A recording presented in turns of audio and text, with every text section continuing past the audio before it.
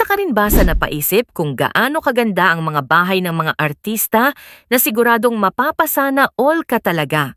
Sa video na ito, sisilipin natin ang ilan sa pinakamagaganda at pinaka-luxurious na tahanan ng mga artista dito sa Pilipinas. Ang Queen of All Media na si Kris Aquino ay may 3-story house sa Quezon City. Ang living area ng bahay ay may undeniable country vibe na lalong pinaganda ng malalaking bintana na nagpapapasok ng saganang natural light. Ang mga summery colors tulad ng chartreuse at yellow ay makikita sa front door at area rug na bagay sa mga puting furniture, kaya nagiging maaliwalas at kalmado ang buong ambience. Dahil kapansin-pansin na ang rug at ang Thibaut wallpaper sa likod ng TV, pinili ang white furniture pieces upang manatiling malinis at hindi mukhang over-decorated ang espasyo. Ang sectional sofa, upholstered chairs at glass-top table sa gitna ng espasyo ay pawang custom-made. Sa halip na ordinary coffee table, pinili ni Kris ang mas mataas na mesa na parang dining table na mas akma sa lifestyle ng pamilya dahil madalas silang kumakain at nagtatrabaho gamit ang laptop sa living area. Ang TV cabinet naman ang nagsisilbing divider papunta sa dining at kitchen area kung saan makikita rin ang ilang dekorasyon tulad ng mga libro at isang golden Buddha statue. Sa likod nito ay may isang black electric baby grand piano na pinalamutian ng mga bulaklak at iba pang Buddha figurines. Sa dining area makikita ang magkaparehang crystal chandeliers. Ang dining table ay isang mahalagang pamana mula sa kanyang ina na si Corazon Aquino na nilagyan ng oval-shaped glass top, at ang dining table's base ay pinare-paint nila ng puti upang bumagay sa tema ng bahay. Ang matching chairs ay ipinares sa isang white couch upang maging mas komportable at inviting ang lugar para sa kainan. Ang bahay ay may open at free-flowing layout, kaya hindi na naglagay ng partition sa pagitan ng kitchen at dining area. Dati itong open space na bahagi ng lanay at garahe, ngunit ipinasara ito upang maging mas maluwag na kusina.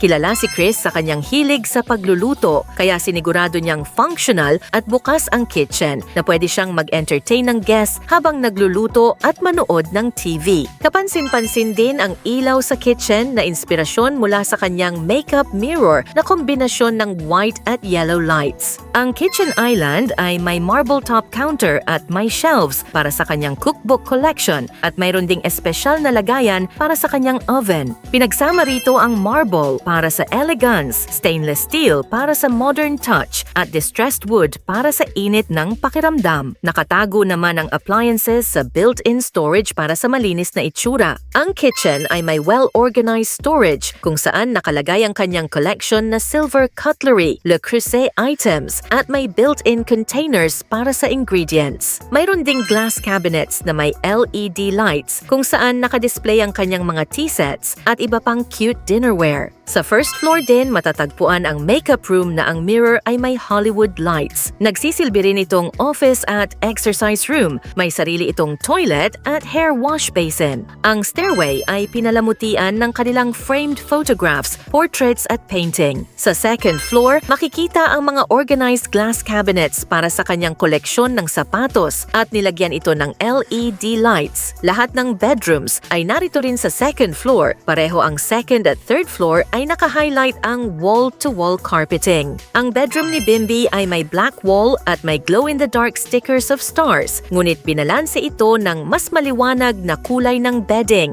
at mayroon din siyang sariling TV at storage console. Ang bathroom ni Bimby ay simple yet functional at ito ay may toilet and bath enclosed shower area, quality fixtures at high-tech toilet with advanced features. Ang bedroom ni Josh ay may travel and explorer theme, may customized bed completed with white sheets, open cabinet para sa mga damit, shelving units para sa kanyang mga sapatos, at may computer set na nakalagay sa wooden table na may drawers. Ang bathroom naman ni Josh ay katulad ng toilet and bath ni Bimby. Tampok din sa banyo na ito ang quality fixtures na kulay puti at isang enclosed shower area. Ang third floor ay ginawang malawak na walk-in closet ni Kris. Maliwanag ito dahil sa natural light at pares ng crystal chandeliers. meters. Open shelves ang ginamit upang maiwasan ang kalat at mas madaling ma-organize ang mga damit na nakaayos ayon sa gamit. Ang storage unit sa gitna ay nakalagay ang accessories tulad ng belts, handbags at wallets. Sa outdoor area, makikita ang mga halaman na may mga tanim na citronella sa front door upang itaboy ang lamok. Ang backyard naman ay perpekto para sa al fresco dining, barbecue parties at pagtatanim ng herbs. Isa sa mga highlight ay ang bougainvillea garden na inspirasyon ni Chris mula sa Pinterest, kung saan ang mga bulaklak ay umaakyat sa white trellis na naka-install sa labas ng bahay. Ang actor na si Coco Martin ay may tropical-inspired dream home sa isang exclusive subdivision sa Quezon City na may lawak na humigit kumulang 2,000 square meters. Ito ay may mga puno sa harapan at mga halaman na nagdadagdag ng instant tropical vibe. Ang main door ay may artwork na likha ng isang national artist for visual arts na si Abdulmari Asha Imao. At ito ay may disenyo na isda dahil ang kanyang minamahal na lola ay ipinanganak sa ilalim ng zodiac sign na Pisces. Sa spacious living area ay maramdaman ng mga bisita na para silang nasa isang resort. May horizontal amber sculpture na nagsisilbing sentro ng atensyon sa lugar na likha ng artist na si Trek Valdisno. May dalawang Vito Selmas paisley chairs ang inilagay sa pagitan ng comfy sofas at may magandang center table at rug. Ang kabilang bahagi ng living area ay airy, spacious, may natural light. Sa likod ng sofa ay makikita ang iba pang notable works of art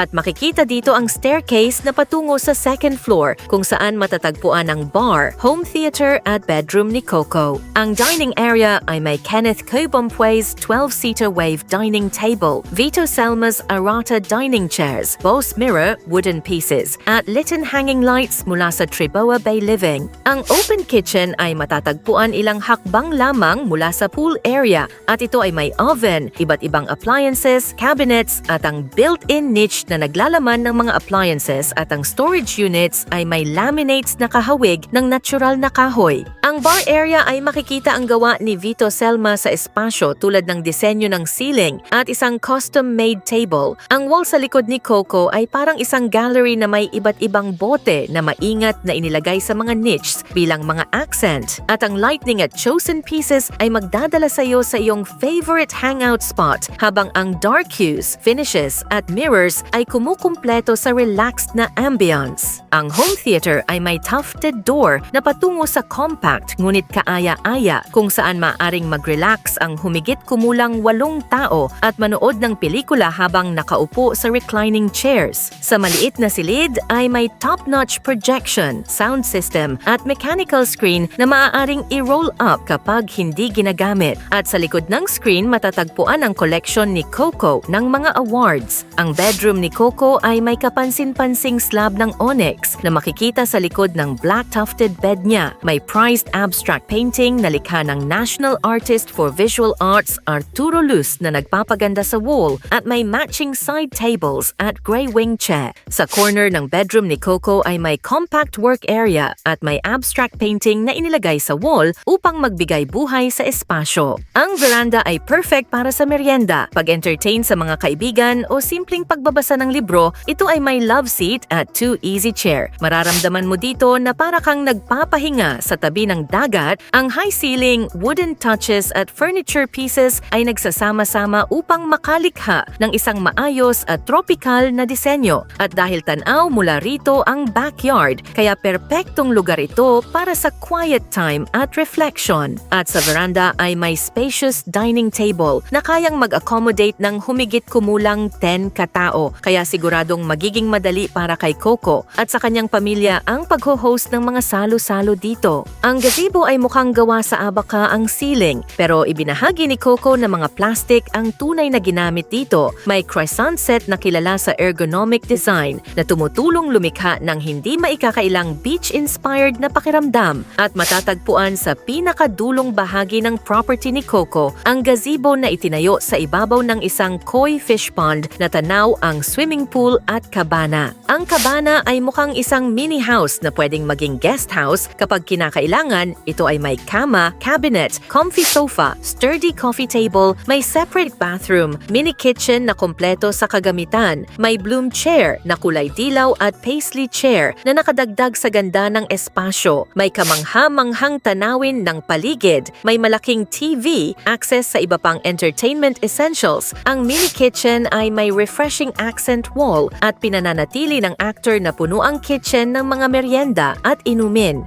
At ang outdoor area ay may pool na ang lalim ay mula 4 feet hanggang 7 feet upang makapag-enjoy din ang kanyang mga pamangkin. At ang jacuzzi ay pinasadya niya para sa mga bata. Ang actress na si Bea Alonzo ay may 3-story house sa Quezon City na may sophisticated style na nasa 600 square meter lot. Ang harapan ng kanyang bahay ay napaka-grande at kahanga-hanga. May steel gates at electrical wires fences na nagbibigay seguridad at karangyaan. Agad ding mararamdaman ang init ng tahanan dahil sa stone claddings na kahawig ng pinatong-patong na kahoy na nagdadagdag ng kakaibang texture at timeless elegance sa kabuuan ng bahay. Ang living area ay may cowhide area rug na may iba't ibang disenyo na nagbibigay ng kapansin-pansing visual effect laban sa makintab na marbled floor. May all-white sofa set na lalong nagpapalinaw at nagpapaganda sa espasyo. Agaw pansin din ang baby grand piano at ang colorful metal sculpture sa ibabaw ng side table. Mayroon ding necklace-type chandelier sa living area at isang abstract painting ng national artist na si Arturo Luz na nagbibigay ng matinding contrast sa white color scheme ng sala. Ang powder room ay may gold mosaic tiles at intricately carved mirror na kumikislap sa ganda. Bago makarating sa formal living room, daraan muna sa isang short passage na may mother of pearl mosaic tiles sa dingding na nagbibigay ng eleganteng dating. Ang dining area ay may 10-seater dining table na yari sa solid acacia wood at may upholstered chairs tufted with metal details. Ang mesa ay yari sa solid acacia wood.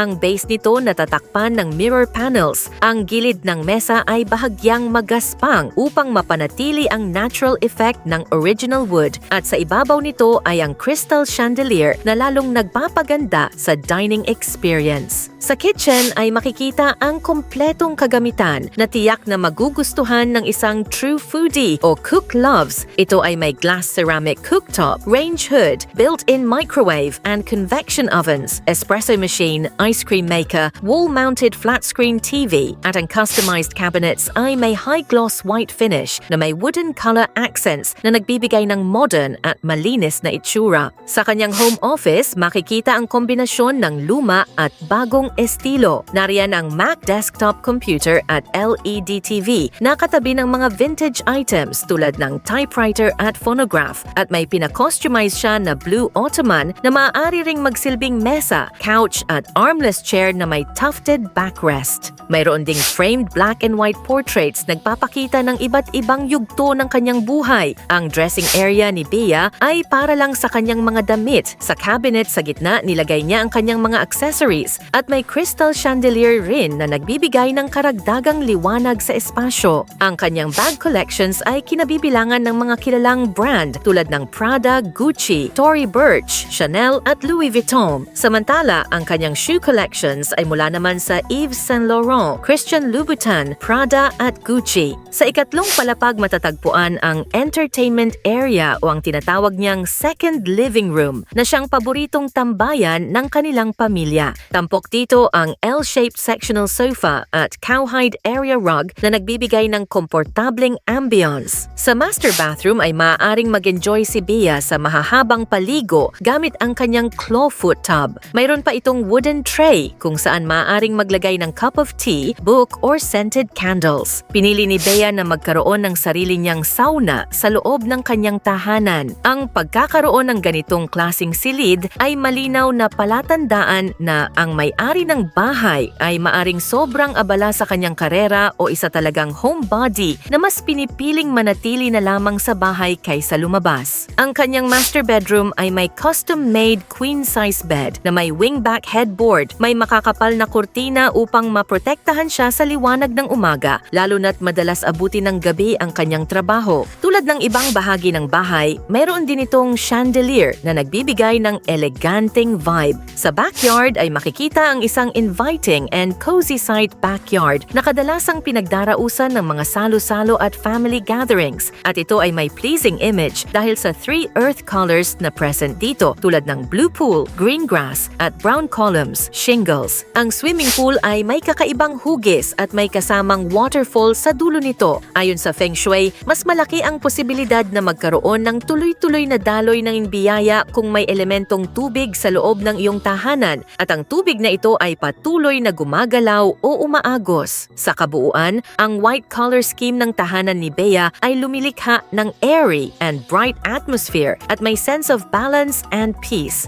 Ang actress at model na si Heart Evangelista ay may elegant townhouse sa Quezon City na nasa 530 square meter lot. Ang living at dining area ay mas lalong nagmumukhang maluwag dahil sa open layout nito. Ang neutral-hued walls at furniture pieces ay nagbibigay ng maliwanag at preskong pakiramdam sa buong espasyo. Ang furniture pieces ay binalutan ng rich and textured fabric na nagdadagdag ng elegante ngunit effortless na vibe sa kanyang sala. Samantala, ang mga glass tops sa mga mesa ay nakatutulong upang magmukhang mas malawak ang lugar. Pinili ng actress ang all-white color scheme para sa kanyang kitchen upang mapanatili itong malinis at organisado sa paningin. Sa master's bedroom naman, ang paggamit ng rich textures ay nagbibigay ng mas nakakaanyayang ambience at ang mga neutral tones ng furniture ay bumabagay sa blue painted ceiling. Ang painted ceiling ng bedroom ni Heart ay nagsisilbing parang accent wall na nagdadagdag ng visual interest sa espasyo. Ang sky and clouds pattern sa ceiling ay nagbibigay rin ng relaxing na pakiramdam sa silid. Ang master bathroom ay isang perpektong halimbawa ng grown-up feminine style ng townhouse. Sa study area at work area naman, pinapatunayan na kahit mostly white ang espasyo, ay hindi ito kailangang maging boring, lalo pang lumilitaw ang ganda ng colorful accessories dahil sa white palette. Ang walk-in closet niya ay may pink at white stripes sa accent wall na nagbibigay ng girly touch ng hindi sobra o masyadong magarbo. Ang simpleng storage solutions ay tumutulong upang manatiling organisado at madaling ma-access ang kanyang mga accessories. Sa isang bahagi naman ng bahay, kung saan madalas siyang magpinta, makikita ang pagsasanib ng indoor at outdoor feel. Maraming natural na liwanag ang pumapasok, maluwag ang espasyo at maayos ang storage para sa kanyang art supplies. Lahat ng ito ay bumubuo sa isang ideal na workspace para sa isang umuusbong na artist.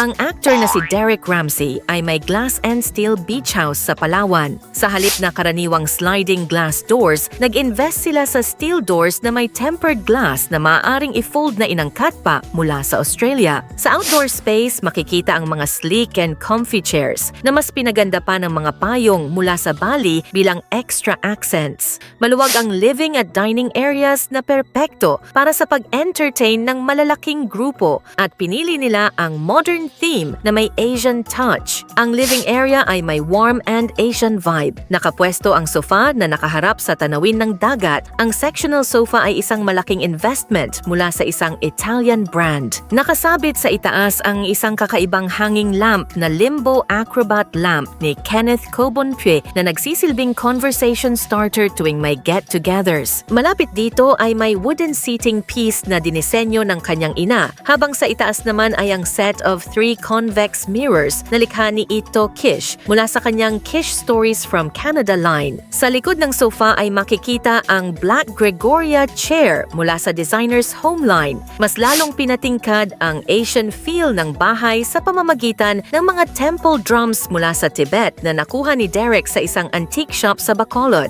Ang pinakamalaking drum ay ginawang center table na maaring paglagyan ng mga magazine at iba pang dekorasyon. Iba't ibang paintings at designer pieces ang kumukumpleto sa napakagandang bahay. Sa isang sulok, ang artwork na Dear Bella ang nagbibigay buhay sa pader, habang ang Basilisa Lounge ay maaaring upuan ng mga bisita. Mayroon ding eleganteng console na akma sa kabuuang tema ng bahay. Sa itaas nito ay makikita pa ang paintings tulad ng Amelie, Lily, Wednesday Stroll at Emma and Momo. Sa dining area, masarap kumain habang tanaw ang kalangitan. Ideya ito ng ama ni Derek na maglagay ng tempered tempered glass malapit sa ceiling upang makita ang buwan at mga bituin habang kumakain. Pinaganda pa ang ceiling gamit ang dekorasyong may hanging orbs at mga isda. Ang 12-seater dining table ay gawa sa Dao at binili sa Manila. Ang mga upuan naman ay pina-customize na mula sa Cebu, kung saan ang bawat backrest ay nagpapakita ng 8 uri ng shells na matatagpuan sa baybayin ng Palawan. Mahilig si Derek sa magandang kusina kaya nag-invest siya sa Varena kitchen system mula sa Polyform. Mayroon ding chiller na naglalaman ng iba't ibang uri ng alak at ang pagpili ng puting kulay ay tumutulong upang maging cohesive ang disenyo. Sa wall na ito ay naka-highlight ang iba't ibang teacups, glasses at bottles of alcoholic drinks. Sa kanyang bedroom, ang yin and yang bed at little people hanging lamp ay ang sentro ng silid, habang ang Suzy Wong Entertainment Console at Conchessa Cabinet ay kumukumpleto sa espasyo. Ang mga artwork sa dingding ay naglalarawan ng mga kababaihang may kakaibang estilo tulad ng naka-Superman suit at group of mermaids. Ang kanyang simple bathroom ay may resort-like tiles, shower enclosure at may striking work of art dominated by red. Ang master bedroom ay may whimsical na pakiramdam kung saan ang kama mula sa bali ang nagsisilbing focal point. Ang all-white 4-poster bed ay nakakaanyaya, habang ang sofa at chandelier na may stripes ay nagbibigay ng modernong twist. Sa isa pang silid, makikita ang country charm na may masasayang kulay tulad ng dilaw at berde. Ito ay mayroong kaakit-akit na kama, eleganteng chandelier at tanawin ng kalikasan. Upang mas mapakinabangan ang espasyo, naglagay rin ng maliit na vanity corner at isang storage ottoman na kulay pale green. Ang actor na si Enrique Hill ay may modern Asian bungalow sa Parañaque home sa may 300 square meter lot. Ang plain white wall malapit sa main door ay binubuhay sa pamamagitan ng 8 sandstone tiles na ikinabit sa lumang riles ng tren. Sa living area ay makikita ang isang ottoman, glass-top coffee table at isang gray sectional sofa. Ang malaking bintana ay nagbibigay ng natural light na nagpapaliwanag sa espasyo, habang nag-aalok din ito ng relaxing view ng kalikasan. Katabi ng bintana ay isang accent wall na may manipis na wooden strips. Nagdadagdag ito ng color, warmth at texture sa living area. Samantala, ang sliding glass doors ang naghihiwalay sa living at dining areas. Pinapanatili nito ang bukas na pakiramdam ng bahay nang hindi nagmumukhang masikip. Ang kitchen ay nilagyan ng overhead kitchen cabinets na may frosted glass details. Upang mas maging lively ang espasyo, pinili nila ang mosaic tiles na may iba't ibang kulay. Sa tapat ng kitchen ay ang dining area na may dining table mula sa classical geometry. Ang covered lanay naman ay may halong woven at wooden furniture na nagbibigay ng traditional, warm at cozy ambience. Sa isang sulok, may wooden console table at isang 3-seater woven sofa na may iba't ibang throw pillows. Sa harap nito ay isang wooden chest na ginawang coffee table. Ang hallway papunta sa mga kwarto ay may nakasabit na framed papal blessing na pirmado ni Pope John Paul I. Ang bedroom ng kanyang ina ay puno ng calming earth colors tulad ng brown at iba pang neutral shades na nagbibigay ng tahimik at payapang pakiramdam. Mahilig din mangolekta ng precious religious icons ang kanyang ina na mula sa San Sulpice, a Roman Catholic church from Paris, France. Kahit kaya na ni Enrique na magkaroon ng sariling kwarto, mas pinipili pa rin niyang makasama ang kanyang kuya at best friend na si Javi. Ang isang dingding ng kanilang kwarto ay may floor-to-ceiling upholstered panels na nagsisilbing headboard ng kanilang magkaparehong kama. Sa isang bahagi ng kanilang kwarto ay ginawang entertainment area na kumpleto sa flat-screen TV, DVD player, Microsoft Xbox at Sony PlayStation 4. Bilang alaala sa kanilang yumaong ama na mahilig sa horror, nakadisplay pa rin ang framed posters ng Frankenstein, Dracula at Tales from the Crypt. Mayroon din siyang koleksyon ng iba't ibang caps na ayon sa kanya ay hindi na niya mabilang. Bukod dito, nangongolekta rin siya ng mga relo na may iba't ibang kulay. Ibinahagi niya na madalas ay pinaghahati-hatian nila ng kanyang kuya ang kanilang mga gamit, mula sa relo, caps, sunglasses hanggang sa mga damit at sapatos. Sina Angel Locsin at ang kanyang asawa na si Neil Arce ay nakatira sa exclusive gated subdivision na nasa Ayala, Alabang, Muntinlupa City. Ang wooden front door ay dinisenyo ng artist at chef na si Claude Tayag. Tampok dito ang kakaibang wave pattern na tila dalawang tela na nakapin mula sa ibaba. Ang pinto ay may natatanging disenyo dahil maaari lamang itong i-bolt mula sa loob. Pagpasok pa lamang, sasalubong ang isang simpleng foyer na may wooden table na nagsisilbi ring sanitizing nook, isang practical na detalye sa modernong tahanan. Pinapaganda ang espasyong ito ng isang framed photograph mula sa kilalang direktor at cinematographer na si Neil Daza. Mula sa foyer ay bubungad ang isang spacious living area. Ang hanay ng mga bintana na halos abot ang high ceiling ay nagpapapasok ng natural light mula sa iba't ibang anggulo sa buong maghapon. Sa ilalim nito ay may mga French doors na nagbibigay ng open and airy feel sa espasyo. Sa magkabilang dingding naman ay makikita ang mga obra ng artist na si Jeff Ocean. Samantala, ang den o entertainment area ng pamilya ay nilagyan ng mga komportabling sofa sa harap ng TV at gaming console na perpekto para sa bonding moments. Ngunit ang pinakakapansin-pansin sa espasyong ito ay ang tanawin ng luntiang hardin sa labas na makikita sa pamamagitan ng malalaking glass windows na nagbibigay ng relaxing at refreshing na backdrop sa loob ng bahay. Ang actress na si Iza Calzado ay may eclectic modern Filipino-style home sa Quezon City. Ang simpleng harapan ng bungalow ay hindi agad nagpapakita ng kakaiba at eclectic na disenyo ng loob nito. Tanging ang bakod na kawayan lamang ang maaring magbigay ng kaunting pahiwatig sa mga bisita. Ngunit pagpasok pa lang sa kanyang living room, para kang dinala sa isang Filipino resort hotel na malayo sa lungsod. Ang living room ay may komportableng L-shaped couch, isang round coffee table na may woven base, iba't ibang accent pieces, at may beaded throw pillows na makikita sa sofa. Ang dining room ay may kombinasyon ng wooden furniture at malalambot na accents na nagbibigay ng relaxing at luxurious vibe. Sa dining area, ang mga kahoy na upuan ay custom-made. Apat dito ay may solid wood backrests at may mother-of-pearl details. Kaakibat ng kulay ng buong bahay ang lamp na nagbibigay ng artistic touch sa espasyo. Ang sandstone tile,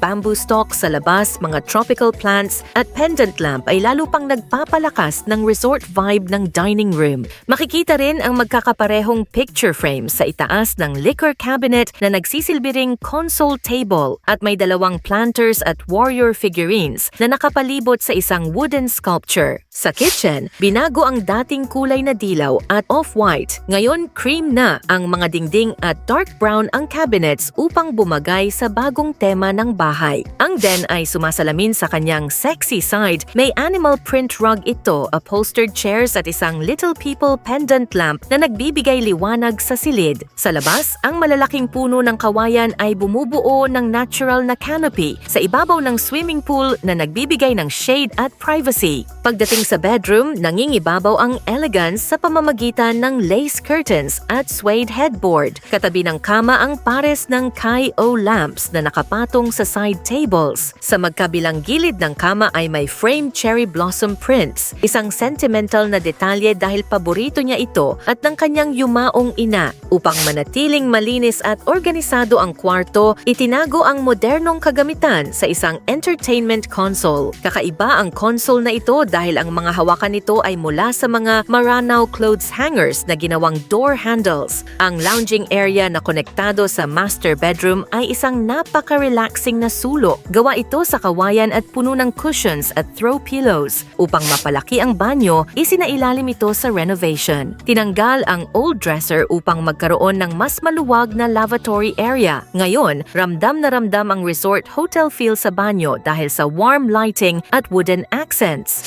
Ang actress na si Julia Montes ay may exclusive subdivision sa Antipolo na nabili niya sa edad na 17 noong 2015. Ang two-story modern Mediterranean-style home na ito ay itinayo sa 200 square meter lot. Makikita sa harapan na ang kanyang bahay ay nakatindig ng matayog at may maitim na gate na may gold accent na lalong nagpapatingkad sa moderno at eleganteng disenyo nito. Ang exterior nito ay tampok ang mga bricks, roof tiles at wrought iron modern details. Ang spacious living area ay may cushioned seating pieces at low center table with similar dark wood finish. Karamihan sa furnitures ay earthy tones na nagbibigay cozy at minimalist na pakiramdam sa loob ng bahay. Simple lang ang pagkaka-furnish ng bahay dahil pinili niya na basic pieces, storage para sa magazines at small console para sa television. Mula sa living area, matatanaw na agad ng mga bisita ang open space at ang dining area na ilang hakbang lamang ang layo. Ang bahay ay may sleek wooden staircase na may wrought iron balusters. Ang pendant lamp ay nagbibigay ng warm glow sa kitchen at dining area. Kulay pula ang accent color sa buong bahay na makikita sa bar stool sa breakfast nook, accessories at dinnerware. May 4-panel screen room divider na naghihiwalay sa dining area mula sa ibang bahagi ng bahay na nagbibigay ng privacy sa mga may-ari tuwing kumakain. Kapag hinila ang mga kortina, makikita ang sliding glass door na patungo sa hardin kung saan nakalagay ang isa pang 6-seater dining table. Maaring mag-enjoy si Julia at ang kanyang pamilya ng alfresco dining kapag maaraw.